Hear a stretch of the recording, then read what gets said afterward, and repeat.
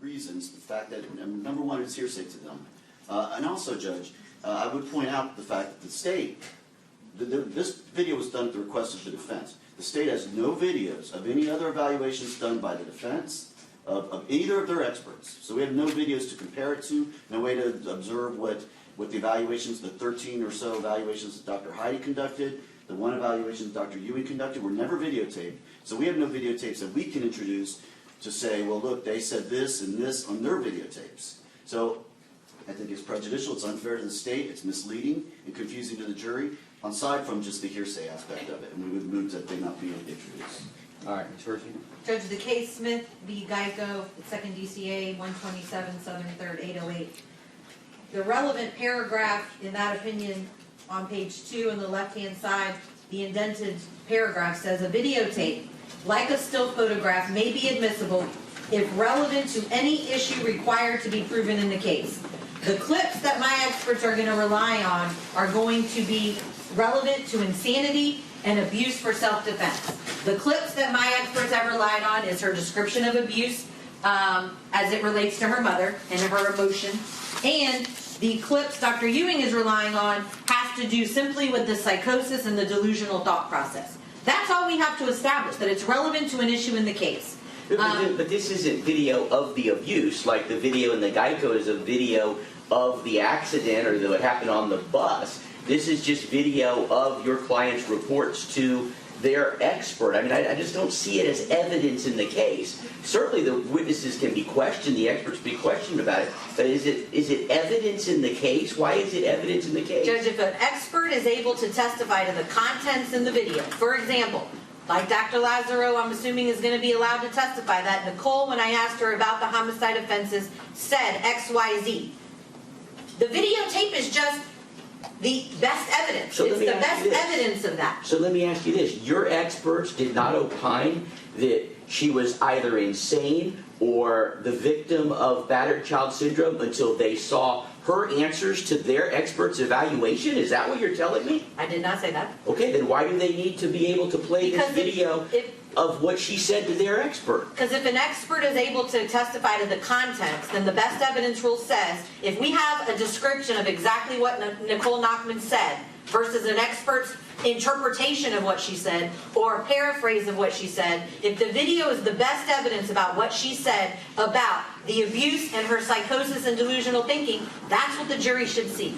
But if your experts opine that before they saw her interview by their expert, why do your experts need to be able to talk about it even?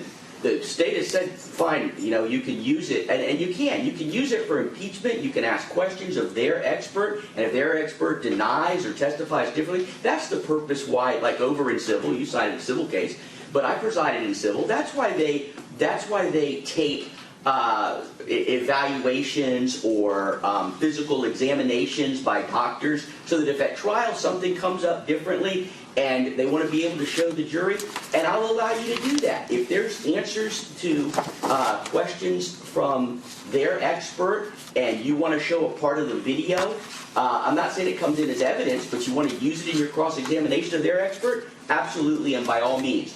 If, because the state has conceded it, you want to ask your experts about things that she said to their expert, I'll allow it, but I'm not going to let the video in. I don't find it to be evidence in the case. Okay. Judge, I'll introduce ours again as a court exhibit for appellate appellate record. purposes? Absolutely. But I'll do that after Dr. Lazaro's cross-examination in case there are clips we want to use. Absolutely. And I did not say that you can't ask your experts about, because I think that the state had conceded that. So I'm not saying that you can't ask questions of your experts, but it appears to me, and they've reached their opinion long before they watched what your client said to their experts. They did. Okay. Judge, another issue. My second expert, Dr. Ewing, is here and wanted to, obviously I just want permission from the court that he can also watch the expert testimony. Absolutely. There is an objection from the state, is there? No, Judge. And then I just want to... The rule doesn't apply to experts. And then can I just ask Dr. Heidi, since we're all here, where we left off? I think where we were just talking about... Delusions of reference, right? Yes. Okay. And I think we were just talking about the consistency of presentation across, and I don't think I had covered everything. Okay. And then can I ask you approximately how much longer do you think you have with Dr. Heidi? I know we're not going to finish her before lunch. We're going to go for about another hour, but I'm just wondering if we're going to finish this week or whether we're going to have a mistrial on Friday. Because we also have a juror that I had said we're going to have to talk to who indicated that she's out of here at noon on Friday. So, Which I think, because she didn't tell us, we have obviously, I think, still need to address that. That's not Yeah, something that's she right, told yeah, us yeah. initially, so I think that doesn't necessarily make her an issue for us as far as we are concerned. so we got to talk to her. Right. But yes, I believe an hour, and then after lunch, I can't put a time frame on it, Judge, because I don't want to mistime it. It's not going to be all afternoon. Dr. Ewing will testify and be done today. Oh, So Okay. that's my time, my parameters all and right. limits. He has to be done today too. okay. All right. So you expect to finish with Dr. Heidi and also finish with Dr. Ewing today? Yes, sir. All right. Not a problem then. Let's bring them out. Is the state ready? Yes, Your Honor. Defense, defense Yes. ready? Oh, Dr. Ewing. Oh, there he is. Thank you. All right. Defense ready? Yeah. Let's bring them in.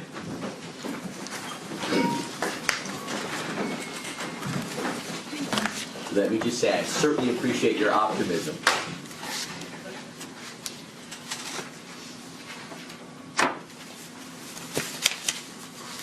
Dr. Heidi, I'm going to go straight into personality development.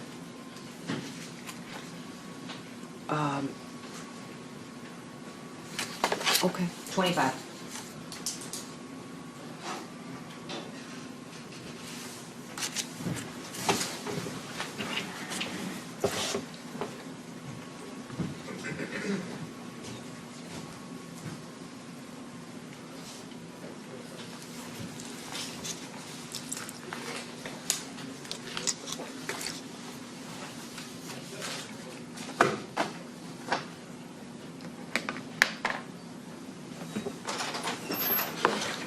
Ready, Judge? We ready? All right. Jury entering.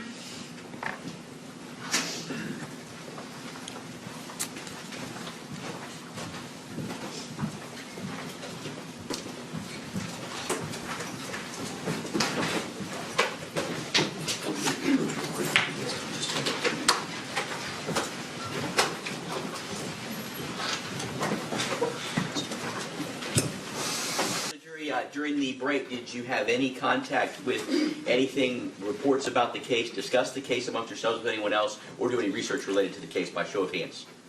Let the record reflect there are no hands. We're going to pick up where we left off. You may proceed.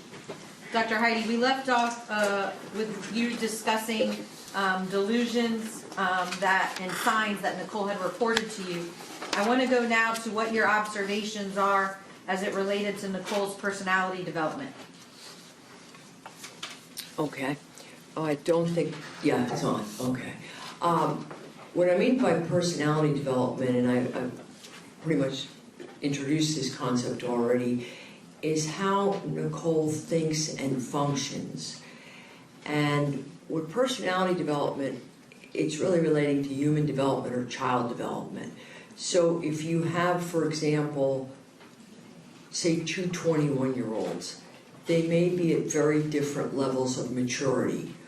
One may see herself as responsible and have an understanding of why she does things and feelings and motives in her behavior, and take accountability for her behavior, realize she has choices. And one may not. Now, when we look at personality development, what we expect is that by the time a child or an individual is 14, and that's just where some of the research is, a lot of research has been done in the system I was trained in 40 years ago and have used, is that by the time individuals are 14, they realize that they're accountable for their behavior, that they make choices, that things don't just happen to them. When you ask them how they feel or why people do things, they understand their feelings, some sense of others' motives. If they do something wrong, they not only feel accountable, but may feel, and should, guilt, So they have an internalized value system. That's where we expect individuals to be. And by the age of 14, most adolescents, depending on studies, 66 to 75%, so 2/3 to 3/4 are at that level. That's where the criminal justice system believes that individuals should be. And that's why we don't try, 6 and 7-year-olds, because they're not at that level. Now, when I talked a little bit about Nicole, and I assessed her in terms of this personality system that I've used, and personalities used, there are different tests, there are different systems, classification systems, but they all really get down to how does somebody make sense of the world? And we all do this from the time we're babies until we're older, elderly people. Now, where Nicole is, and this is where I want to really stress, Nicole is not where the criminal justice system would expect her to be, where we would expect her to be, where a college student should be. Where she is still functioning like a child. So, to give you some examples, Nicole doesn't think that, in a real sense, she's making choices. Things just happen to her. So I'll give you an example in the context of the homicide. We may talk more in general, more specifically about this. But when she talked about the shooting of her stepfather, she said it just happened. Same thing with the shooting of her mother. Now we know events don't just happen, but the key thing is her perceptions.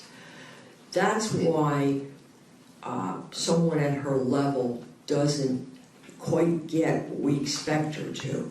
So if you think about little kids growing up, they start out very basic, and if you even look very quickly, I'll do this. If you look at a baby's perceptions are basically there's the baby and the rest of the world. And then if things go right, and they almost always do, then the baby comes to realize there's a difference between the mom and the bottle.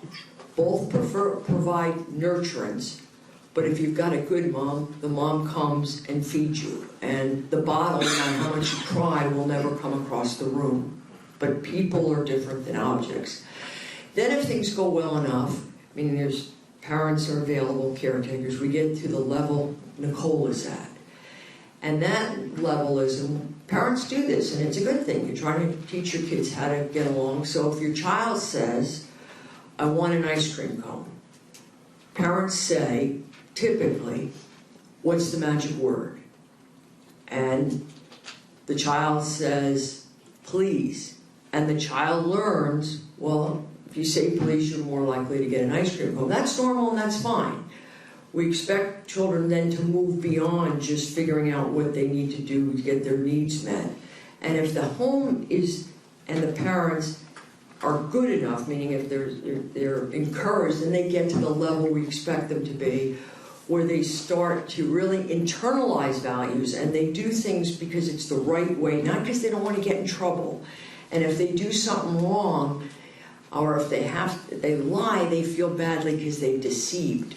But if you're still functioning like that little child at 5, 6, or 7, and your thinking is how to get out of trouble, you're functioning like a child. And that's the point I want to underscore. When I met Nicole, she was at that level, and as I reflected upon my encounters with her, and over the course of 30 years, I had never seen a college student that was that impaired in terms of realizing what is expected of a college student and how to function. So that's her. The way she sees the world is so much more like a child than an adult, and certainly not where we would expect somebody who's in college and who's 21 years old to be, and now 25. Did you review any records, reports by roommates, people who knew her in college, that kind of goes to that point in regards to her hygiene, her incapabilities of caring for herself? And tell us a little bit about that. Yeah, I did review police interviews and depositions, particularly of the 3 girls, 3 young women, and they all noted Her hygiene was a problem. She didn't bathe. She didn't wash her clothes. She didn't even put sheets on the bed. And one of the girls, or young women, Laura Hesmer, got it. She couldn't take care of herself. So she got to the point where Laura, in her deposition, said that she finally wound up washing her clothes, told her to take a shower at times, fed her. She stayed over at Laura's house. So in college, you know, people are, young men, young women, they're usually somewhat concerned about their appearance because they want to fit in, and they also, you know, in terms of dating, that's an issue. Nicole was just not there. So in terms of just the basic level of functioning, Nicole was, as the young women said, and I think it was Laura specifically, just couldn't take care of herself. And then another roommate, who was actually her roommate in the suite, that was Jackie Roman, said she just gave up. She just got to the point where she cleaned the suite and she stopped talking to her because she just felt like she would stutter, she would say she would do it, but she just didn't get it done. And it was because she just wasn't capable. And what she was doing instead is she's in the computer, zoned out, you know, spending hours all night on the computer, not sleeping during the day. And probably one of the most extreme things, again, this goes to the mental health, but also sort of like, this is so atypical of a normal college student. Her roommate, that's Jackie again, found her sleeping in a bathroom on the floor. And the dorm wasn't that far. I'm thinking in my 37 years of being a university professor at a major university with 40,000 students, I've never heard of something like that. It shows somebody who just is, again, not functioning, and certainly not at a level we did expect. What do you, in your opinion, what accounts for Nicole's functioning at such a low level when she was 21 at the time of this offense? Clearly, it would suggest, based on research, and the system I've used has been heavily researched, particularly with offender populations for 40, 50 years, that it's significant trauma, that normally if adults, and it could be caretakers, mom, dad, are plugged in and meet their child's needs and are encouraging and help them solve basic problems, they grow, they develop. And so significant childhood trauma and other types of trauma can stop an individual from growing because it gets so, in a sense, frightening that they just cling, individuate. They don't become, as you would expect for an adolescent, to grow up and start getting an identity, start standing up, start deciding what they like. That didn't happen for Nicole, and a large part of that was the neglect and the abuse that she was exposed to or experienced. Before we get to the abuse and the neglect that you observed within the records and from Nicole's self-report, can we talk first about what in Nicole's relationship with her mother highlights this low personality development, childlike behaviors, and things like that with regard to her relationship with her mom? I'm not sure if I understand you. Are you asking me what caused it or how could I see it? In what area? I understand it's the childhood trauma that you believe ultimately likely caused it, but what within the relationship, as far as anecdotal evidence, did you see that indicates, again, Nicole acted like a child when it came to her mother? Well, this is going to go somewhat to the psychological abuse, but Nicole couldn't stand up to her mom. And the reason, now again, these are her perceptions, but they're based on the interactions with the mom. She felt defeated, that's my word, but she felt like she couldn't stand up, that the safest thing for her was simply to do what her mom said. So she's not growing up anymore, she's not questioning, she's not thinking. You know, when you would ask her things, it was like she just hadn't thought about it. And she even said, if it wasn't to me, it was to one of the other doctors, but that it was better, because if you communicated, in other words, she was saying if you communicated to your mom, would lead to an argument, and then basically an explosion, and she didn't want to get her mom upset, she didn't want to incur that wrath as she perceived it, so she shut down. In other words, she didn't use those words, but she just stopped. So that's what I mean by the childlike. So she became very passive. She did what her mom did. In Joey's words, as he said them to me, she caved. So she changed her major because her mom directed her to do that. She did a lot of activities that her mom wanted her to do. They weren't good enough, so then she stopped doing them. But she basically did what at her mom's beck and call. And I know one that struck me, I asked her, and again, you have to remember, that, and I always do this, she's a 21-year-old person. So I said, well, tell me about different relatives. Tell me about, your Uncle Eric, and tell me about, I have 4 uncles, I believe. And I'd ask each one, tell me about your cousin David, tell me about your cousin Hunter. And her response would be, she'd tell me, well, Mom says, blah, blah, blah, whatever it was. And I'd say, okay, Nicole, what do you think? And it's like she hadn't thought about it before. And then she said, well, what Mom thinks. So again, that's like a child. And why did she do that again, not wanting to get in trouble? And again, that's very much like a child, but clearly the direct result of her mom's influence. So what did Nicole do, and why does she, even go into jail? If Nicole learned, which is part of normal development, but she should have moved beyond this and do things because of values, but she learned basically if you follow the rules and don't make waves, you're going to get by. And she didn't think much more about it.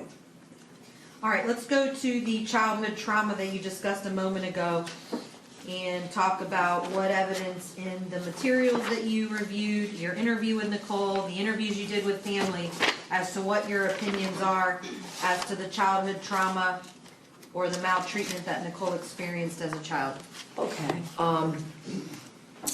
As I said, I assessed her on 4 types of, or 3 types of neglect, in particular 4 types of abuse. So the way I do this is, as I said, I ask specific questions, and then I look for corroborative evidence. And what that means is, I want to see if is there any other evidence that supports this? Have other people seen this? Are there records that support it? Because that lends greater weight. So when I asked Nicole, for example, physical neglect, and what I mean by that very briefly, is that parents are required to provide, as we all know, food, clothing, and shelter for their children. I would also add a safe environment and supervision. That's what the canons of good parenting is. When I asked Nicole if she had been provided food, clothing, and shelter, and I asked it in a more detailed way, where did you always have enough to eat? Did you always have clean clothes, etc.? Nicole said yes. Her needs were always, physical needs were provided. When I then asked her, how about were you provided with a safe place to live? Nicole said no, and then referenced her mom, that she didn't feel safe when her mom, was home because of the fear of her mom's anger and lashing out at her. When I asked about supervision, she had trouble with that. She didn't quite understand it. So when I looked at the records, what I did see what I would call some evidence of physical neglect. Now, with respect to the safe environment, we've already talked about that. Clearly, there was some concern about her mom's anger, and there's a report by a psychologist, a Dr. Anderson, that was court-ordered, where the doctor talked about the mom had, at times was explosive. I'm sorry? Hold on, wait. Okay. Legal basis? Hearsay? I'm going to sustain. Tell us your general overall impressions from reading that evaluation. And for the record, that evaluation was in the family court file? Yes, ma'am. Okay. Yes. And it was a psychologist who had conducted an evaluation of all the parties for purposes of family court when Nicole was a young child. Yes. Do you recall about a year? Nicole was, I think, about 3 years old, 3 or 4, so it would be 94, I think it was 1997. Could have been 98, but I think it was 97. And Dr. Heidi, did you rely on that evaluation within the court file to render your opinions today as it relates to because Nicole? it's corroborative, as I said. It shows that there's some basis to support the mom erupting with anger. Also, Joey, when I talked with him, mentioned that the mom had a temper. He did not say that she was abusive physically towards Nicole, but that she was quick to respond with anger. So I looked at that, and then also, and this is important and very puzzling, because there's going to be so much that I hope to mention about the acrimony between Nicole's parents. And they were involved in court actions for years. The file was like this, and I don't think I've ever read a file that was so conflictual. These parents are disagreeing on everything, they're at war with each other, and the child's sort of getting lost. It was actually painful to read. So, this father professed love, and I do believe he loved his daughter, but he went for a period without paying child support. Several years, and finally he eluded them finding him according to the court records, and finally his wages were garnished. So the father certainly has obligations. Nicole didn't know this or wasn't even aware of it, but the father has obligations and was not paying. That put a financial strain on the mom, certainly to support the children. I do want to talk about your overall impressions from the Joanie Anderson psychological evaluation without going into specific details. Your overall impression as to what that evaluation indicated as it relates to Nicole when she was 3 years old. Well, crosses several areas. What that evaluation does is it clearly documents the conflict that was between the parents and ongoing. It did document, very importantly, that that Nicole, at the age, and I think it was, as I said, 3, was bonded to both parents. In other words, that she loved them, she felt a connection to them. So that was clearly there. The doctor also noted Nicole was a happy child who related to both of her parents. So she said, normal development. She, didn't know problems with the child. From your review of the family court file, what does it appear was Nicole's approximate age when Miriam Deans ultimately gets sole custody and Ronald Nachtman is no longer in her life? 3 to 4, and it changes because this is another issue, but there are times, if I can back up, if this is all right to do this. Mr. Nachtman had primary custody for the first 10 months. Can I mention that now? And then what happened, because if you're asking, we're sort of starting in the middle. He had primary custody, raised the child, then the mother became more involved, took the child, and then you go through this period where the father is fighting for custody. It's being restricted. Then and I can give you the dates, they're in my report. Then he gets generous custody, and then he fails to visit the child. So this I would characterize more as emotional neglect, but it certainly goes to the instability of the father and the conflictual nature of the relationship between the parents. And the significance of this is the effect on the child, because the child was clearly bonded, and Mr. Nachtman brought to show me pictures of the child. He sent me videos of the child, pictures taken, I think it was holidays, with his relatives there. Child looks happy. So there was a time he had a nursery for him, very bonded, then and very involved, and then there are periods of separation. It appears is when Ronald Nachtman is no longer in Nicole Nachtman's life. Correct. And then does not have any contact for years with her. That is correct. So let's continue with the physical neglect with regard to, we covered the safe environment. We covered Dr. Anderson's reports with regard to her assessment in the family court file. What other evidence of physical neglect did you see in Nicole Nachtman's childhood, if any?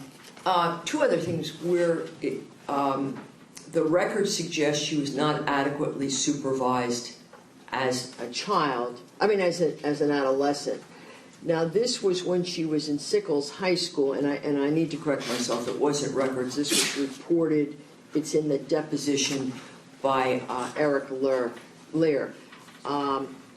And then also... Is that when she lived in the apartment by herself? Yeah, in Sickles High School, she would have been probably about 16, 17 years old.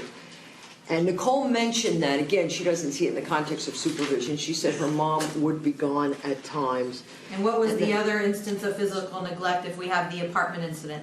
And then we have data suggested by Joey that at times his mother was gone and left them unsupervised. And probably more importantly is there was a report that I read in the, I believe, court files. Nicole was in the 3rd grade, and there was an evaluation done of her in 2003 and she was sent for emotional and behavioral and cognitive problems. And this report found or indicated that she often came to school hungry and tired. That would certainly indicate evidence of physical neglect. Now, there were also things covered in that report that suggested, too, that she was having problems in functioning, was disorganized in class, and had some behavioral issues, which, again, are important and just suggesting it's having an effect on her. I think the tumult in the family at the time she's 8 years old. And in so that's 3rd grade, to put a time on it, she would have been in Virginia when that school evaluation is It done. was absolutely done in Virginia. It was done by a Robin Van Ness. All right, so let's move on. Anything with regard to medical neglect? Yes. And medical neglect, I define and others do, as providing for the physical and mental health needs of a child. And here, there was a lot of evidence that Mrs. Deans in particular, because she was the primary caretaker, was not responsive to the child's medical needs. Now here I'm saying mental health, and I should clarify that. When I asked Nicole, did your mom respond, did you go to the doctor? Nicole said, yes, I went to the eye doctor, I went to the dentist, medical doctor. I said, well, what about counseling? She said she went a couple of times, I think in the 7th grade, but she didn't feel she needed it, and her mom didn't feel she did either.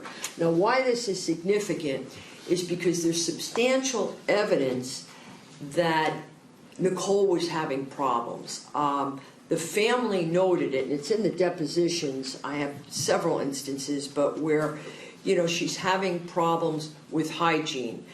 And the brother mentions it, a couple of the uncles, or Uncle Eric clearly mentions it. And at one point, because of this and some other problems, she's so isolated, so absorbed, she doesn't have any friends. They make notice, a few of them, she's kind of babbling to herself, maybe as I think 2 or 3 of them say. Eric and Hunter notices it.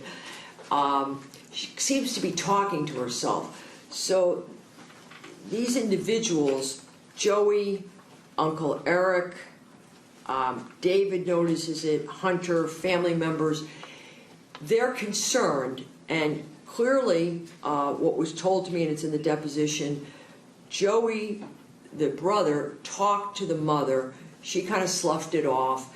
Then Eric reported that he talked to her and also to his mother, which would have been Mrs. Dean's mother, about their concerns, and Mrs. Dean's, did not respond, kind of said she's fine, not to worry. So that's the family. Then you've got, of course, the school, the kids in school, is more evidence of, medical neglect, because she doesn't seem to understand what, her problems. But I would put as even more significant than that, there's a report by the Florida Air Academy. That's where Nicole went to school in the 8th and 9th grade. It's a boarding school.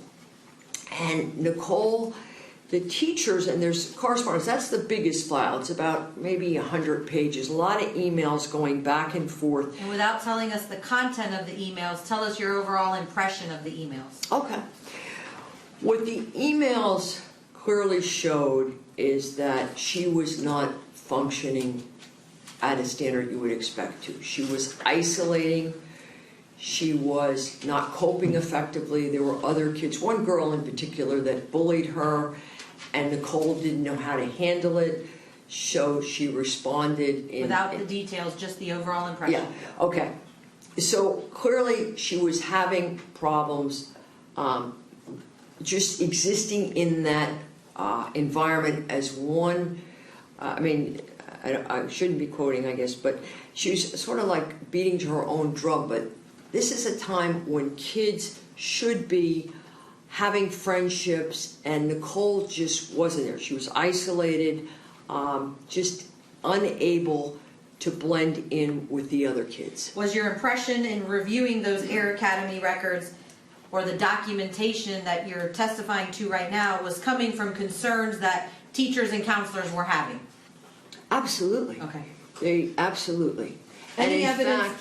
fact, if I'm able to say this, the school was so concerned that they told the mother that she had to have the child had to have a psychological evaluation, and the mother was, I think the words were sort of put off by it, but she appeased them. She said she would do it, and the result was that she did not get counseling. But she did have the evaluation. Any evidence of emotional neglect? Yes. Now I do, again, I always ask the client or the defendant, and then I look for other evidence, corroborative to support. Nicole said that sometimes she was being fair. Her mother hugged her and was proud of her, but she didn't remember her mother being really affectionate, kissing her.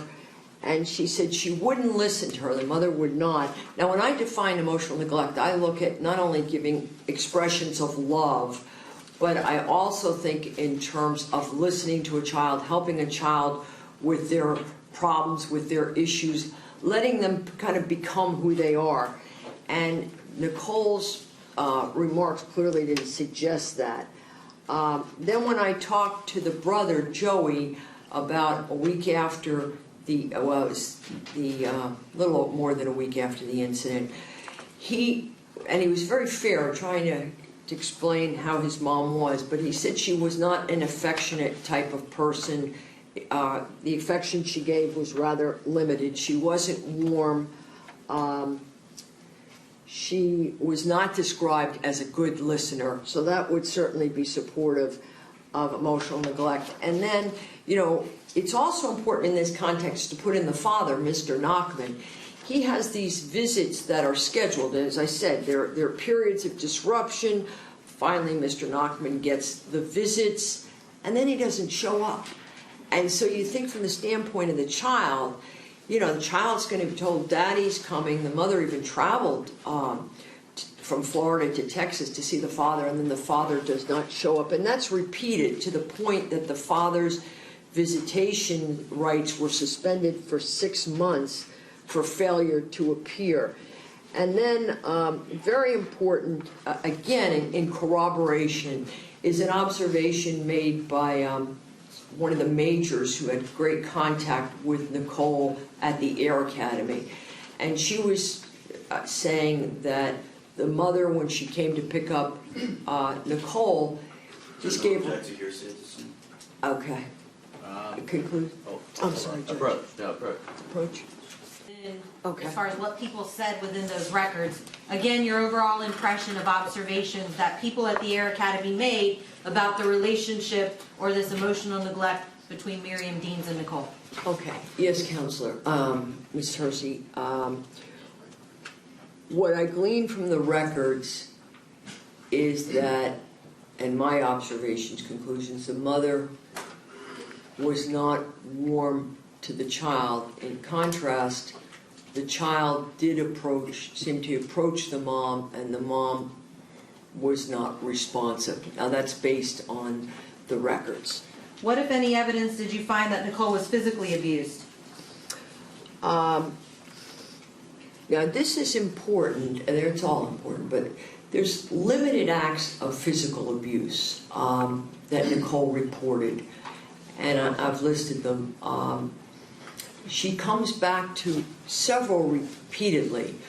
There is an incident in the 3rd grade Nicole told me about where she didn't know the answer to a question, and her mother became very explosive, and the more that her mother said, "I don't believe you don't know this," the harder it was for the child, and the worse the encounter got.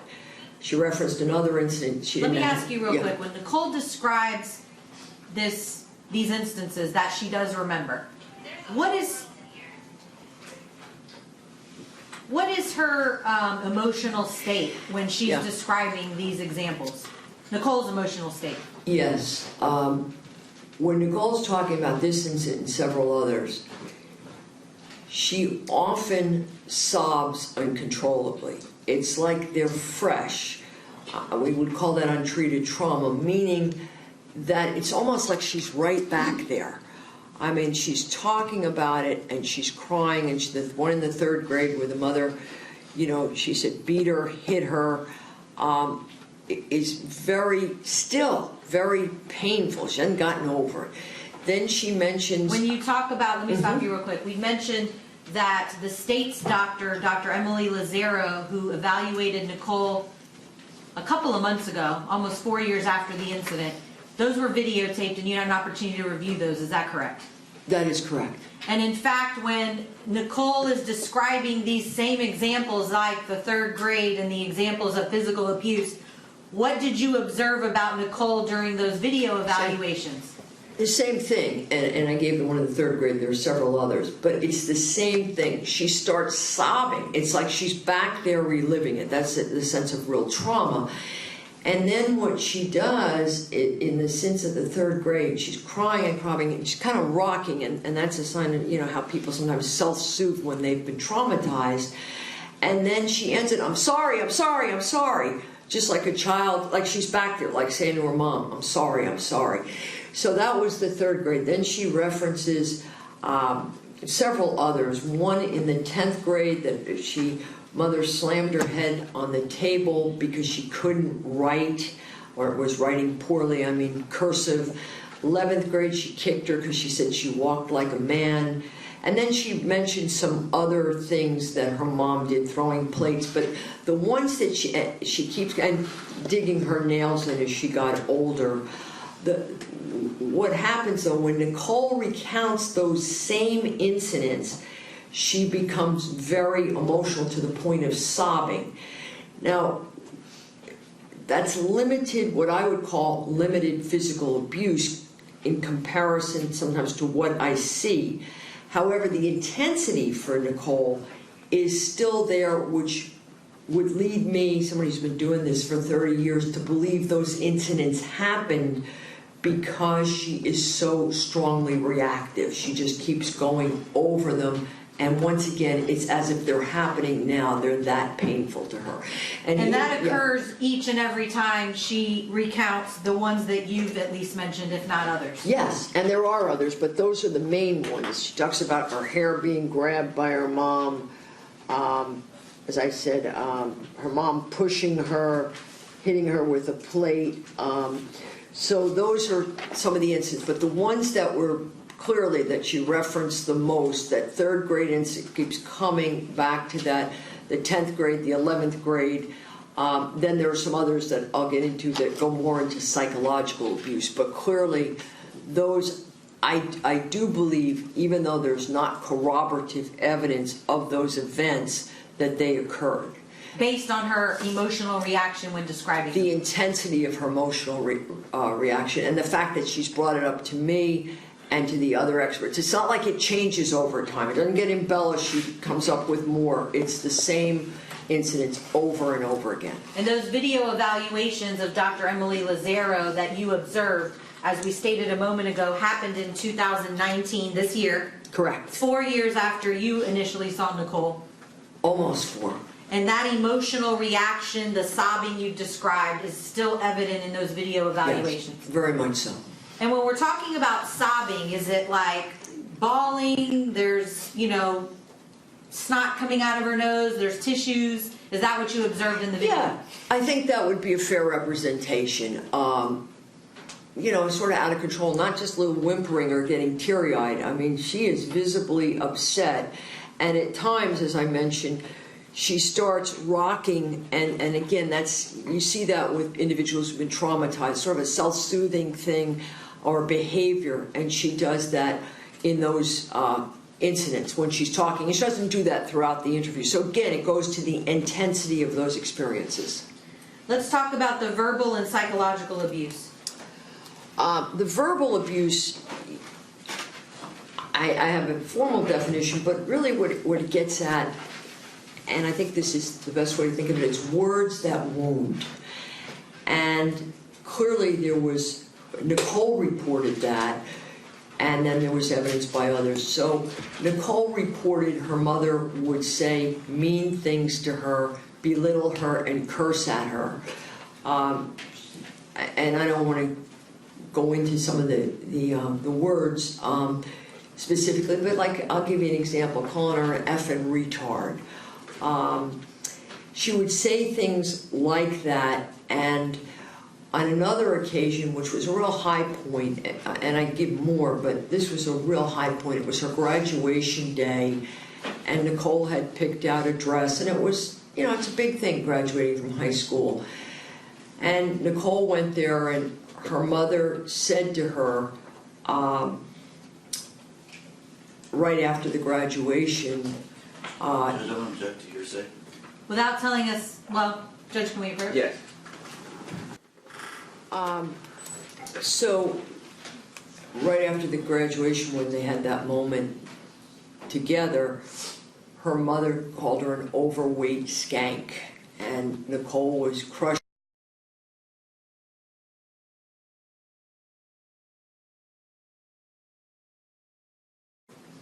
She remembered the incident. And again, she's brought that up repeatedly. And how does that then, or how did you interpret that as far as how that made Nicole feel? I mean, it may sound obvious, but for the jury's benefit. It made her feel like worthless. And a recurring theme with Nicole is she's not good enough, and she'll never be good enough, no matter how hard she tried. And she did try. When you talk about the weight and that comment about overweight skank, did it appear in the records you reviewed and in Nicole's report that this weight was a reoccurring issue between Nicole and her mother?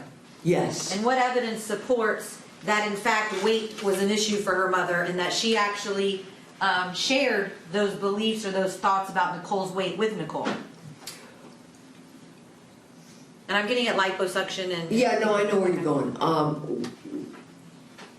Nicole absolutely told me about that, about her mother feeling she was way too much. She was 5'5'1". Her weight went between 130. Her mother felt she should weigh between 100, it started at 110, then it went to 105, 100. So she clearly wasn't meeting the mark. So her mother wanted her to get liposuction, and Nicole just, again, did what her mother said. She didn't feel she had a choice. So that was very painful that she tried. I mean, her roommates reported, and this goes really to more of the psychological abuse, but it's still in the same category, that Nicole was not comfortable with her body, that she wore baggy clothes, that she wore a sweatshirt to hide her body, that her mother was not accepting. Her friend talked about how she ran with weights. So Nicole was trying desperately to get to this weight, but she couldn't do it because, not really a petite child. They noticed at the Air Academy, the mother, it's in the records, called and wanted Nicole to get a coach, was concerned about her weight. The coach was concerned that Nicole wasn't listening to her, the coach, because she wasn't drinking water when she was exercising. In other words, she wanted to lose weight faster and thought that would help. So you Any have other- that data. Yes, and With regard that to goes the to weight- verbal psychological. Yeah. And so this weight appeared to be a recurring issue in both the records that you reviewed and Nicole's report to you.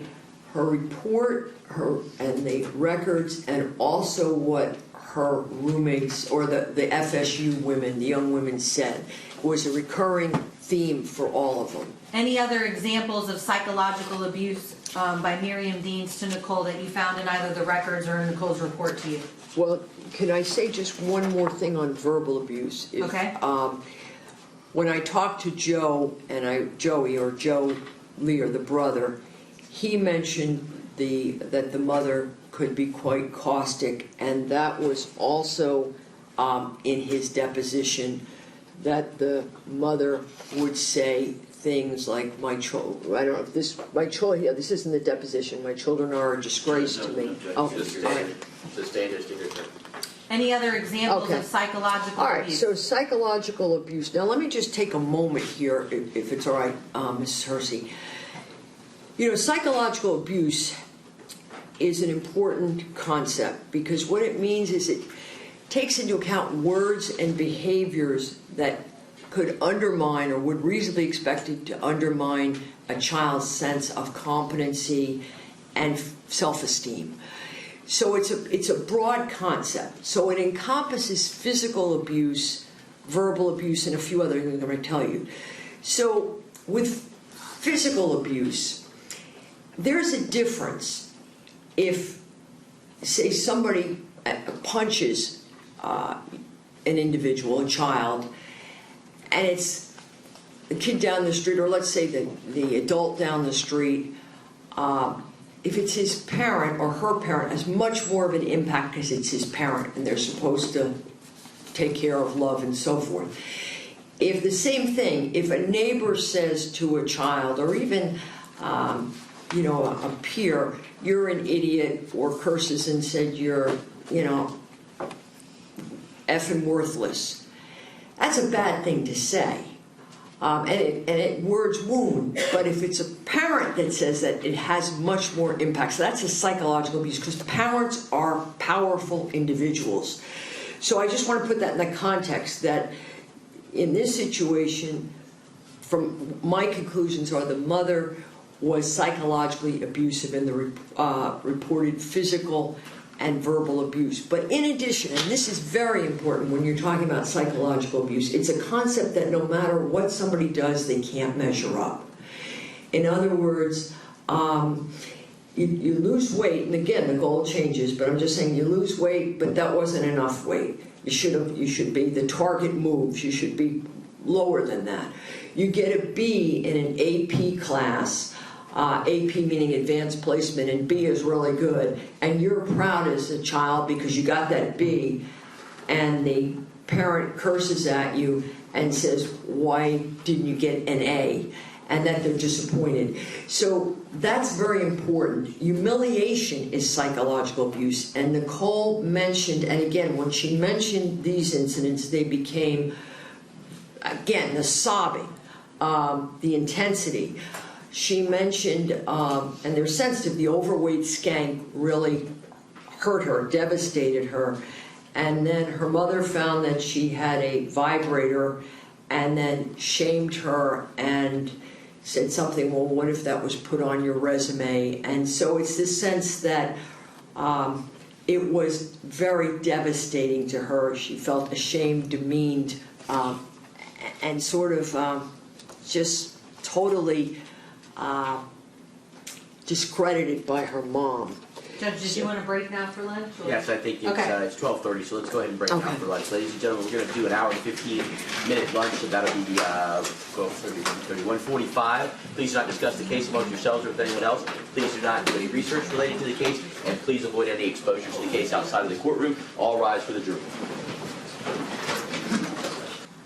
Jury has exited. Everyone may be seated. The witness may step down. You may enjoy your lunch. Please do not discuss your testimony with anyone unless all of the attorneys are present. Yes, sir. Thank you, Judge. Thank you, Doctor. May I leave some? An hour and 15, I said 1:45. Did I do that right? I think I did. May I leave some? Do you mind if I actually go and talk to you Yes, about I don't foresee a problem. Anybody have an objection to the doctor leaving her stuff up here? Some Of of course them. not. Okay. So what do you, just because they're asking us to estimate time, and we're not good estimators of time, so what are you?